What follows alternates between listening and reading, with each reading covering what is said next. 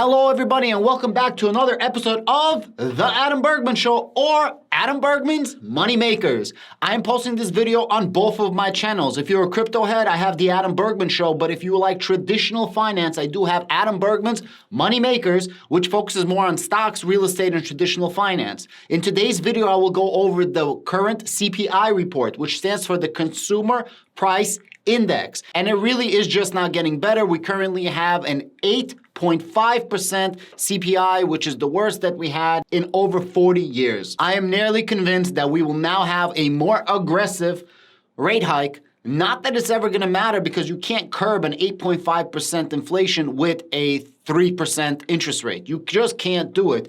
In order to curb an 8.5% inflation rate, you need to raise it by 1.5, which means that actual numbers, we would probably have to raise somewhere around 13 or 14% to curb 8.5%. However, the 8.5% is just the stated inflation rate. The actual inflation rate is probably somewhere around 13 or 14%. So to curb actual inflation, we would probably have to raise the interest rate by 20%. That is not going to happen. Why? The United States government will default on their loans. The whole world will default on their loans. Literally, all the money that will be coming in through GDP, gross domestic product, would be used to pay off interest rates. So the United States cannot be as aggressive as they absolutely need to be.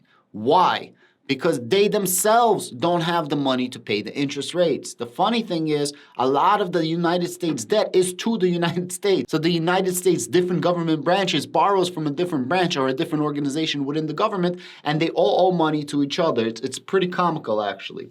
So what's going to happen now? I think there's going to be a more aggressive rate hike. There's definitely going to be a 50 basis point rate hike, and I think there's going to be several 50 basis point rate hikes. However, I also think that a lot of these things are absolutely 100% priced in. I will read the report in just a moment, but I just want to explain to you what all of this means. With the interest rates going higher, that means the bottom line of stock companies, traditional equities, is going to go down, because the way you value a stock or a publicly traded company is the valuation. So if they spend more money to borrow money, right, because the interest rate is more, that means that their bottom line is taken away from, which means that their PE ratio, which is the multiple that you multiply the company to get their value, it's not the only metric, but it's one of the metrics, will now get shrunk. So the total market cap of the company is going to get reduced, or the price per share, or the estimated price per share, gets reduced. Another thing is,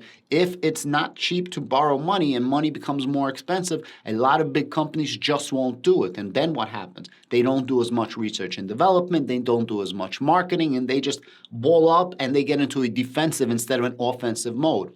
The problem is, if a lot of companies do the same thing, if the United States does the same thing, we're going to enter something called a recession. A recession is 2 negative consecutive quarters of declining GDP. And after a recession, you have something called a depression. Now, there's a lot of scares that we will have a recession right now. And the reason why we're raising the interest rates is to try to curb off that recession. A lot of things are already priced in. A lot of things are completely bullshit. A lot of things you can't believe. And as Elon Musk tweeted the other day, like 62% of facts are not actually factual. And that's a fact, Adam. What does this mean for cryptocurrency? Well, there's always a hedge against inflation of cryptocurrency. Why? Cryptocurrency should be a stable form of currency because it is a world currency. It is not located within boundaries of a city, state, municipality, or even a country and government. It is a world currency. And you can see that a lot of governments are starting to warm up with it. Obviously, El Salvador, 100% legal tender, Bitcoin. Now you have talks that United Kingdom is going to 100% legalize stablecoins. You have America. Joe Biden just signed the executive order moving cryptocurrency research forward. So you see that there's a lot of things that are going positive for cryptocurrency. We actually just had the Bitcoin conference where now you're going to be able to use Bitcoin and cryptocurrency to buy at Walmart, at McDonald's, at any Shopify location. Like, it's massive. Jack Mallers just made a deal with the 3 biggest point-of-sale processors. So essentially, almost everywhere you're going to be able to use Bitcoin to buy things. So there's definitely things moving in the right direction for cryptocurrency. However, it's not acting as the hedge against inflation as everybody thought. Hopefully, at one point, it will snap back to reality and be like, okay, We are a reserve currency. We are against inflation, and cryptocurrency is going to go up.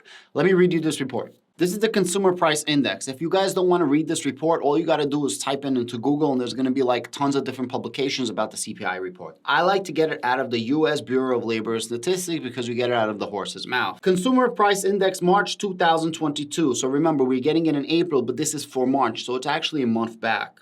The Consumer Price Index for all urban consumers increased 1.2% in March on a seasonally adjusted basis after rising 0.8% in February.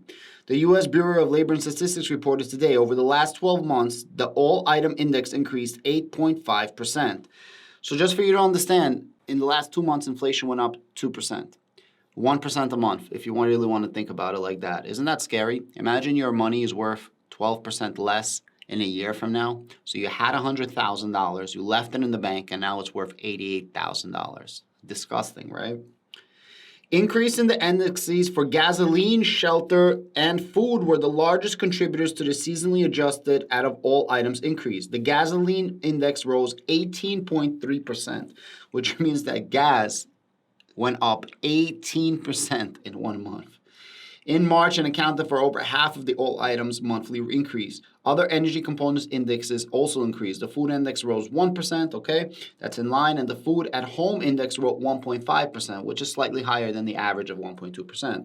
The index for all items less food and energy rose 0.3%. So if you take out energy and food, it only rose 0.3%, so it's not that bad. Now, one of the reasons why fuel is going up, one of the reasons why food is going up is because of the geopolitical tensions that you're having in Ukraine and Russia. Since this is back in March, we're getting the report today in April, but this is for March, the war has already been going on for a month. So as you know, Russia and Ukraine account for around 25% of all wheat and grain that goes out through the entire world.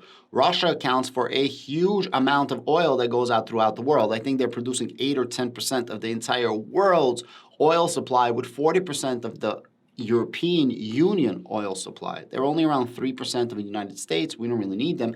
However, you could definitely see this. A lot of people are like, oh, Russia is the reason why we have inflation. Russia is not the reason we have inflation. Russia definitely adds to the reason we have inflation and definitely doesn't do anything to decrease the inflation. However, rising gas prices have been going on over the last 12 months. You can't deny it. Since the summer, prices have been skyrocketing. Maybe that is one of the reasons people are going to be like, okay, this is happening because of the war, and these specific numbers are going to go down after the war is done. Maybe that's why the markets are reacting good. The last time I saw, the markets are actually all up pre-market. The index for all items less food and rose 3% in March, following a 0.5% increase the prior month. Shelter index was by far the biggest factor in the increase, with a broad set of other indexes also contributing, including those for airline fares, household furnishing and operations, medical care, and motor vehicle insurance. In contrast, the index for used cars and trucks fell 3.8%. All right, so this is good. It fell 3.8%, which means people are getting pissed off and people are tired of paying the same fees. Literally, the LS that I bought 2 years ago is the same price now that I paid 2 years ago, if not more. People are just fed up. There is a top, a ceiling that people are willing to pay, and then your bargaining power, your pricing power is not the same. I made a video 2 days ago about NVIDIA, or yesterday, and I said that their pricing power is super strong because people always need the best type of chips, especially in today's environment, the post-COVID stay-at-home working. So you got to compete against other people. This is not the same thing. Used cars is not the same thing. Plus, people already are buying out all of their cars. How many cars do you need? So more and more of the population is buying cars, and that's probably why the used car index went down. All items less food and energy index rose 6.5%, the largest 12 months change since the period ending August 1982, 40 freaking years. The energy index rose 32% over the last year, and the food index increased 8.8%. So you have 32% for energy and 8.8% for food. I mean, it's absolutely insane if you think about it. And what is food and what is energy? Necessities. You need that to live. That is literally, quite literally, the fuel of life, right? You need both. And this is the actual CPI data right here. All items, 8.5%. Look at these massive numbers. Energy, 32%. Energy commodities, 48%. Gasoline, 48%. Fuel oil, 70%. Energy services, 13%. Used car and trucks, 35.3%. But it went down in March, actually, by 3.8%. But look at that number. Over the last year, used cars went up 35%. Oil went up 70%.